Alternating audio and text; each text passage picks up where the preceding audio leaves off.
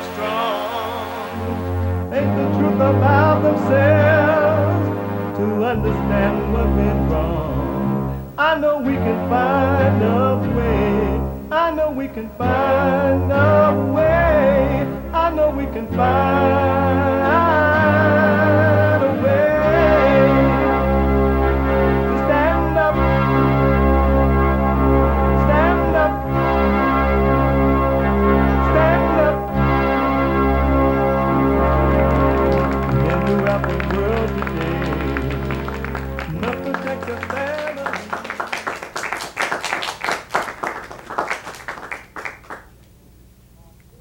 Welcome to the Jesse Peterson Show.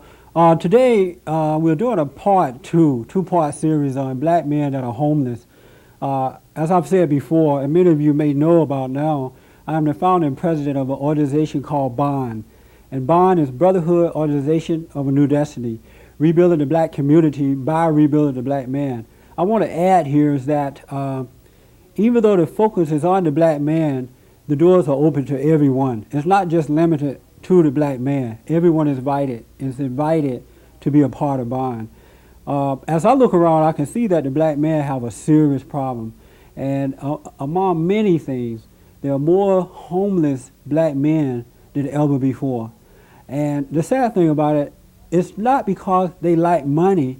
It's not because they don't have families. There's something else wrong. And we're trying to understand what that is. Today, we have Chaplain Bernard with me today. I'm sorry, I had to remember so many names. Chaplain Bernard, are we doing the right thing in helping the black man in the way that the mission is doing? Is that the right kind of help for them? I certainly believe that it is. I've seen many who have received help through the missions, and yes, I think right now it's a necessity. What type of help is the mission provide, the Union Rescue Mission provide for the black man? Well, what the Union Rescue Mission does is amazing. Men can come in off the street, men with no hope, men with no sense of direction, men who are in despair, and they can come in dirty, uneducated, and they can apply for a program if they want to clean up. They can say, I want to get in a program, I want to change my life. The program consists of what? The program consists of, you have a bed, you have 3 meals, you can get clothing from the clothing basement, and then you can become involved in the 12-step program, 12 easy steps that show how we need to start on the road to recovery. Can you go to the mic for me, please? What's your name? Delbert. And Delbert, you're a part of the Union Rescue Mission, right? Yes, I am. And how long have you been there? 6.5 months. 6.5 months. And what have you been in other programs before that, prior to that? Yes, I have. Which ones? Kazi House. Housing. And Yeah. is it the same type of situation you're in now? No, it's not. What's the difference in the two programs? Because it teaches you about Christ, man. And the other one didn't? No, it didn't. Did you know about Christ before the Union Rescue Mission? Yeah, I did, but then again, I didn't. Because the things that I'm learning now, I'm learning that, Jesus died for me, and he helps me a lot. Things that I'm doing now, I wouldn't put God ahead, ahead of my life, but now I'm doing it now. Okay. And how do you put God ahead of your life? Because I have faith and I pray before I do anything. Anything like what? Before I go to school, before I eat, before I go to work in the morning, before I go to Bible study, before I go to my meetings, before I talk to my mom, my parents, anything, I have to. Yeah. Mm-hmm. And so what did that do for you? It just gave me encouragement, man, because you have to have faith. If you don't have faith, it ain't going to work. What is faith? Believe something that you can't see. Meaning? I don't understand. Other words, I believe that Christ died for me, right? Mm-hmm. Okay, like by me going through this program, without God, I know I can't make it. With him, all things are possible. Those his word, right? Right. Okay, by me being an ex-gang member, and by me being in the rescue mission, turned my life a complete turnaround. Okay, that's good that you mentioned that you're an ex-gang member. Mm-hmm. Let me first ask you this. I'm sure coming from a black family, most of us have already heard that Jesus saved, put Jesus first, and say, you've Right. heard the words before from your Right. mom and dad, right? Right. Especially from your mother, right? Mhm. Did it have any meaning to your life at that time? Not really, And why? because I didn't pay no attention. I didn't believe I was doing what I wanted to do. Were you rebelling against your parents? Yes, You did? And why was that? I don't know, just wanted to. You don't know? I mean, you Always been hard-headed. Okay, did like your father raise you or just your mom? my mom. Okay. And you was hard-headed toward your mother? Yeah, And why? just being hard-headed. Like if she told me to do something, I wanted to do the opposite, Right. just to see what was going to happen. Did you resent her for doing it? Did I anger? Let me explain resentment. A lot of time I know with my mom or grandmother, when they would tell me to do something, I got mad in here. I didn't want to do it. I resented that. Did you feel that same resentment for No. that? So why didn't you want to do it then? Just didn't want to. You didn't. And did that drive you to gang members, to become members of gang? Sorta. Sort of? Yeah. Okay. What did the gang, being a part of a gang, do for you? Well, you know, like I always like to be part of a crowd, right? Uh-huh. And by me and my homies, we used to like get together, drink 40 ounces, didn't go to school, and just being hard-headed, man. That's what I wanted to do. Did you feel a sense of fulfillment being with them? Yeah. Did you have that emptiness before that? Yeah. Before that. Yeah. Have you discovered where that emptiness come from? No, not yet. You haven't. And so,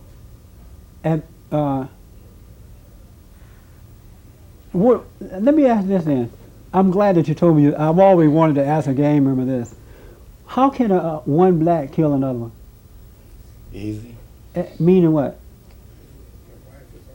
Well, it's You want to go? You can go to the mic too. We can take both of you. You together. What's your name? No, I want to. Okay. What's your name, buddy? No, go ahead, talk. Jerry. Just talk. You're My name is Jared. I'm known as JJ. okay. Were you a part of a gang member Yes, as I well? was. How can one black kill another? It's easy because when Talk to you're- the mic. Okay. Okay.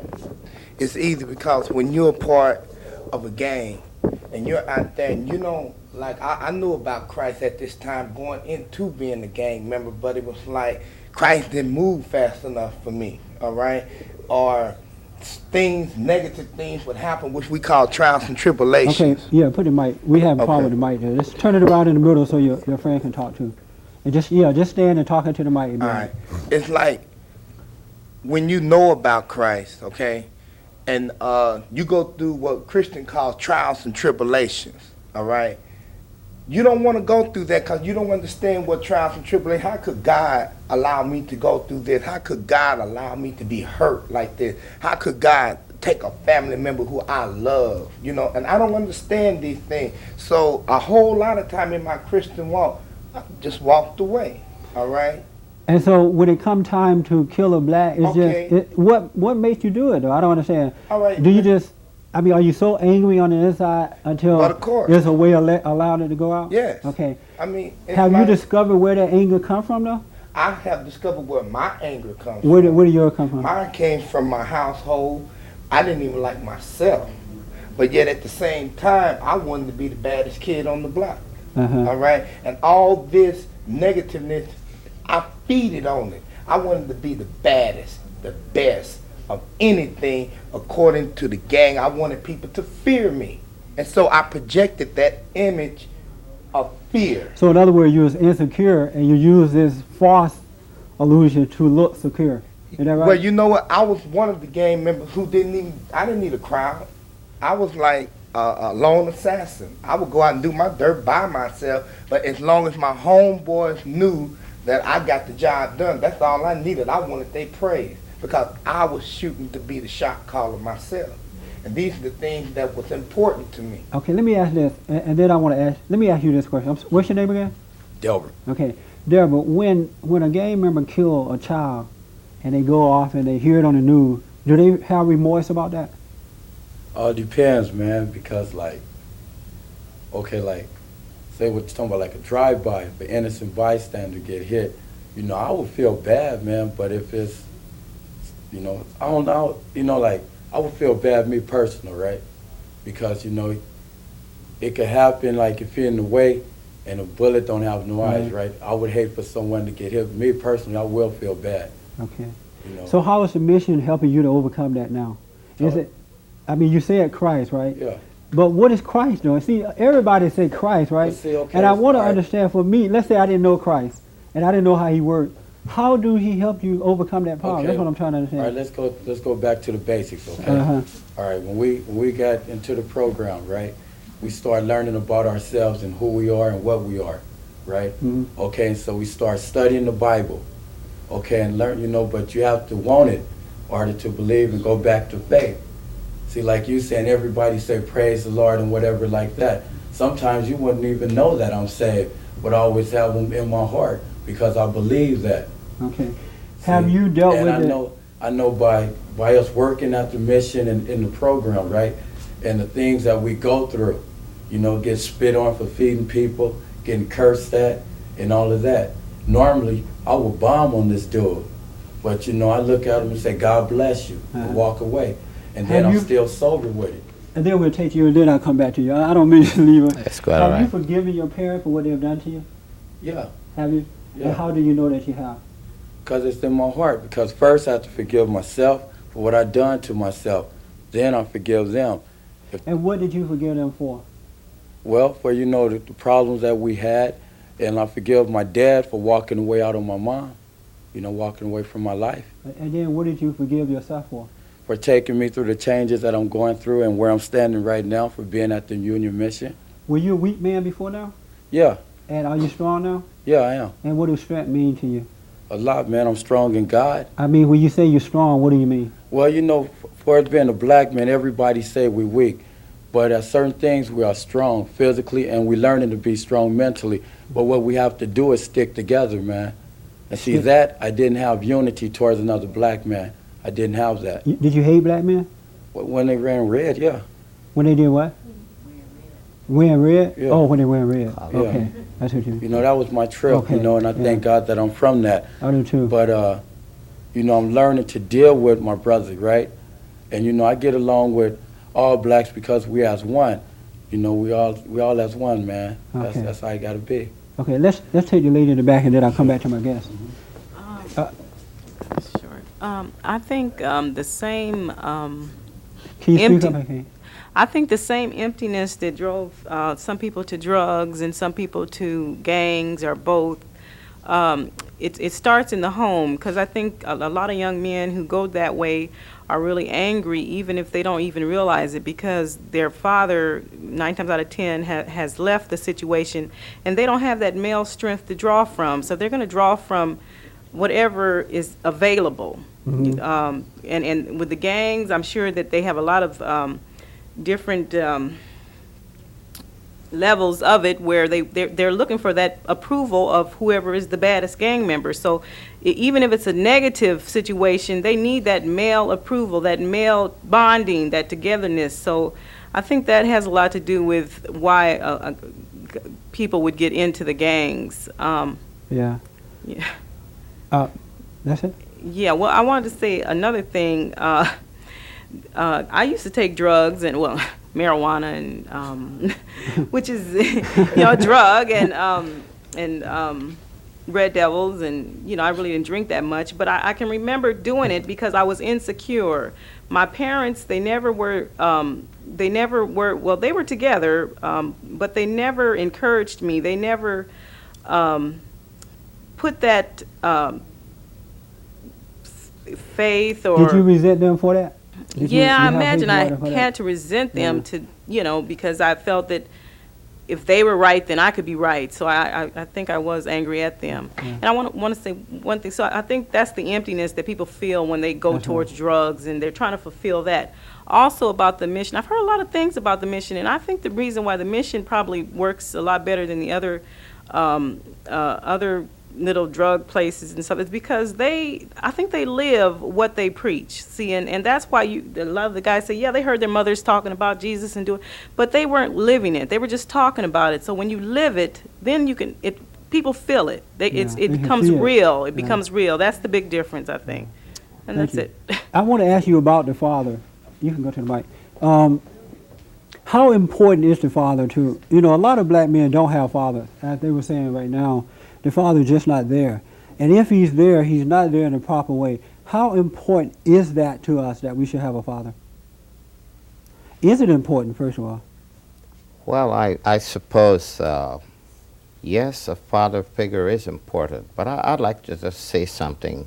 In a recent research that we went into in dysfunctional families, I found out in that research, again, this was by one of a noted speaker from New York. His name is Tom Skinner. We found out that even in dysfunctional families where fathers have abandoned their homes and leave the rearing of their children just to the mothers, that we would not have so much of a difficulty, even with gangs, if we had some of the male figures in the neighborhood. Let's say Mr. Smith next door, he come up, he went to UCLA, he came back, he opened his law office, and he was living in the community, and people saw that. They know his car, they know everything. The gang members will respect him. They won't steal his car. They'll say, man, hands off, Mr. Smith, he's okay.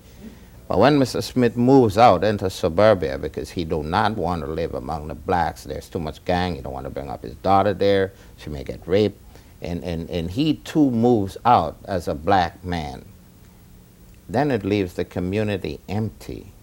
And those next door and those fatherless boys who don't even see another male figure doing well, yes, that's one of the reasons. We have to go to a break now. We're going to take a break. We'll be back in a minute. Okay. And Much has been said about the older worker. We found them to be very dependable, and they're here because they want to be here. They're very useful. They like being in a place where they feel a sense of importance. We have not had any problems as far as them learning to interact with the computer. They've been willing and eager, and they're proud. They have a great sense of pride about what they do. Senior citizens who are either retired or semi-retired offer more responsibility on the job and off. They do not come in looking for just something to get by on. They want to be a part of something. You get that great participation when you hire a senior. I'm one of the fortunate ones. I'm 76, but I can still work. Employers, list your job opportunities with our free job hotline. Phone 939-0391.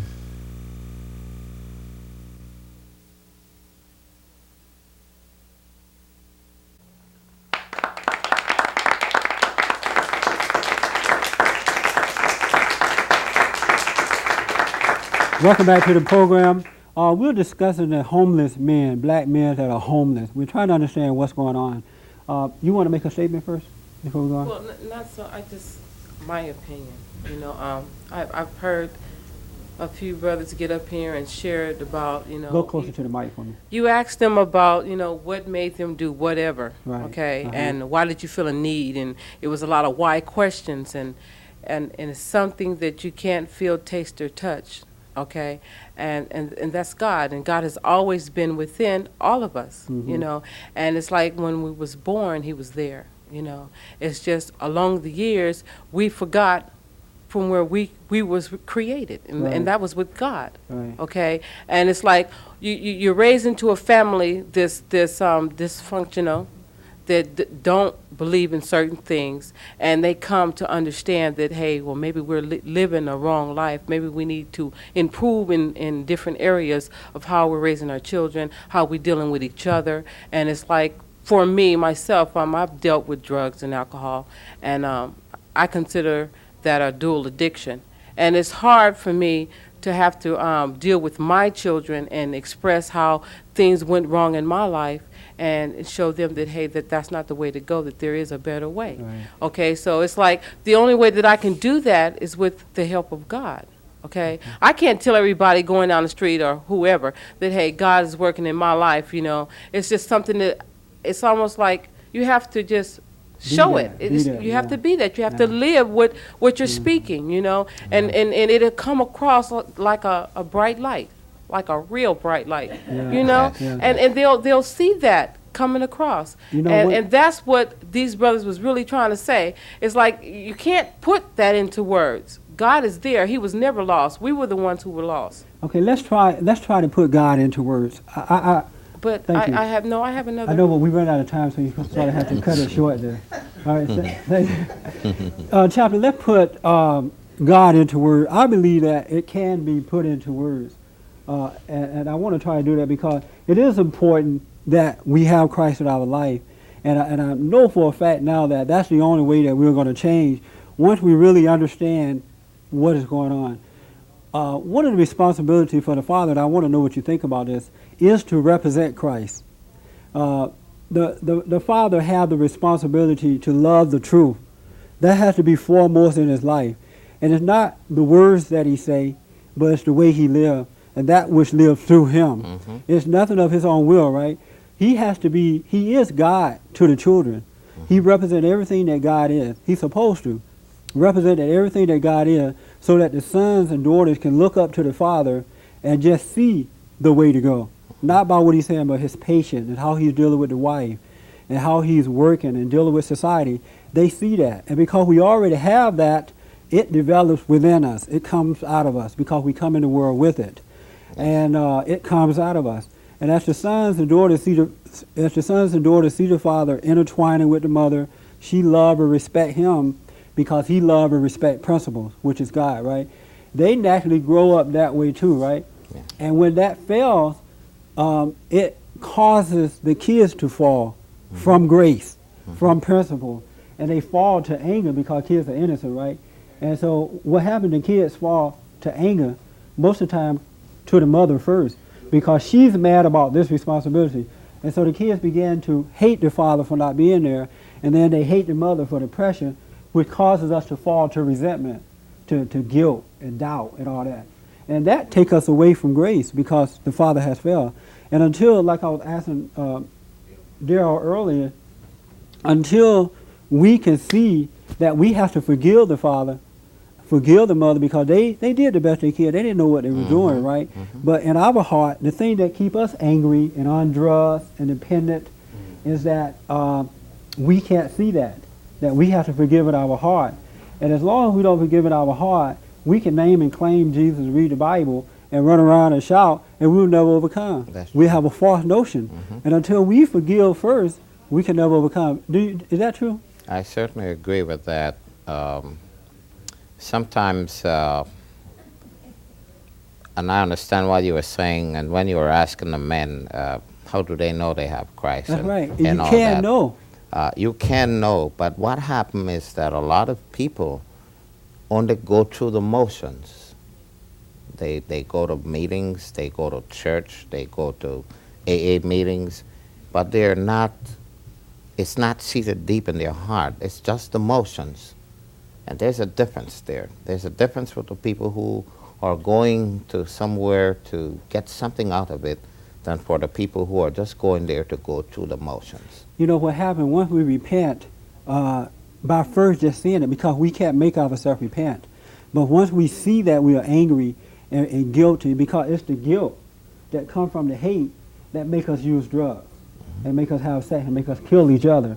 And once we repent, just by seeing it and taking the pain of it, the guilt fall away, and you no longer need the drug and the alcohol, right? Exactly. And I think that until the black men and all of us understand that that's the problem, we can never even find God, because we are playing God with ourselves, and we get a false sense of being saved through studying the Word and feeling good about the Word, and that won't last. And I think that's why you have a lot of men coming back to the program once they leave. I want to ask you about saving the men in the way that the mission saved the men. First, I'll take your question. To this young man here, somebody, I think you asked him something about faith, and I wanted to tell him that faith is the substance of things hoped for, the evidence of things not seen. I'll give you where you can find that in the Bible afterwards. This question. Okay, let me ask you this about that. You know, again, I just have a beef with black folks in this Bible thing. And the reason I do, because I've been through that whole thing, and I know all these scriptures, and they all sound right, and they are right. It is right, but it's just intellectual right. I want some feedback from you too.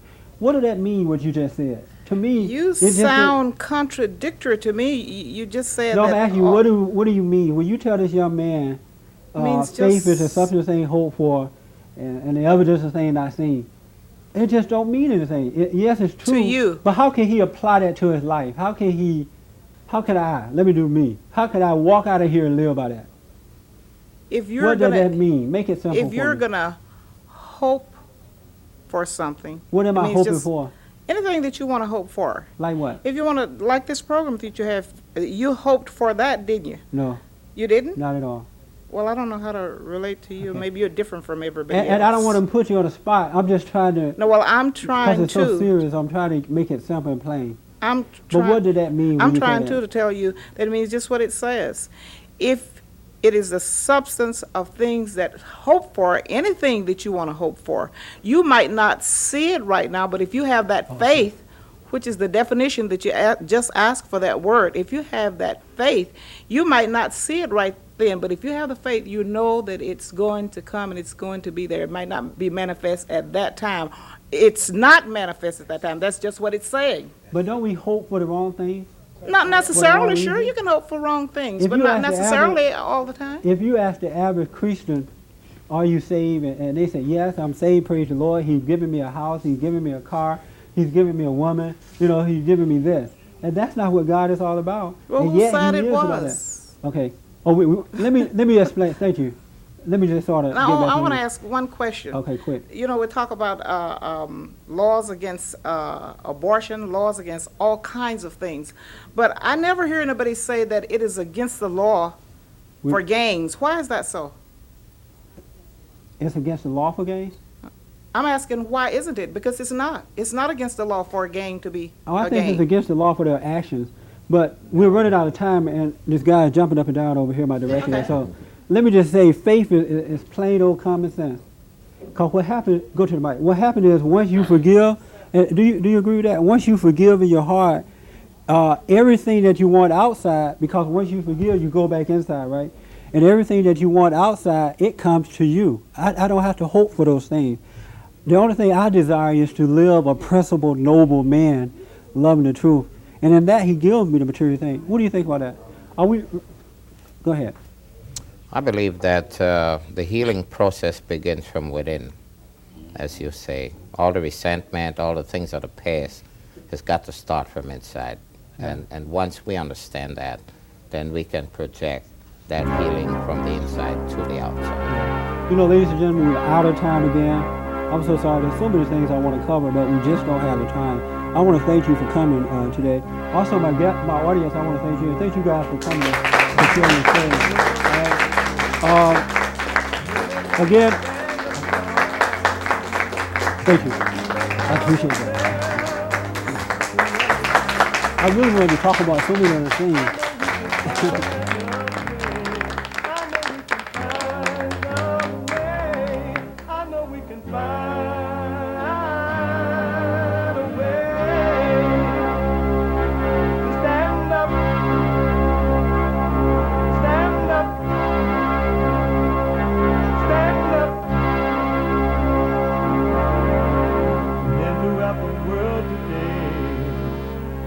Protect the family.